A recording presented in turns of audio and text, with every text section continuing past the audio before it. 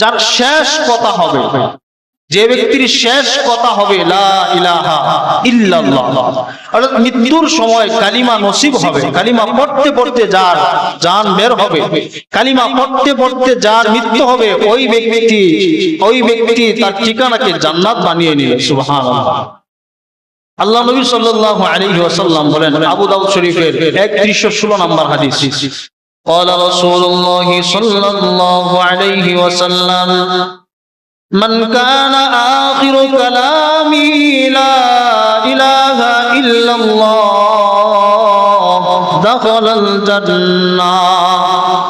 যে ব্যক্তি তার শেষ কথা হয়, যার শেষ কথা হবে লা ইলাহা ইল্লাল্লাহ, লা ইলাহা ইল্লাল্লাহ বলতে বলতে যার মৃত্যু হবে, আল্লাহ তাআলা ওই ব্যক্তিকে জান্নাতের মেহমান বানিয়ে নেবেন। সুবহানাল্লাহ। যার শেষ কথা হবে লা ইলাহা ইল্লাল্লাহ, কালিমা পড়তে পড়তে যার মৃত্যু হবে, আল্লাহ নবী বলেন দাখালাল জান্নাহ, ওই ব্যক্তি তার ঠিকানাকে জান্নাত বানিয়ে নিল। সুবহানাল্লাহ।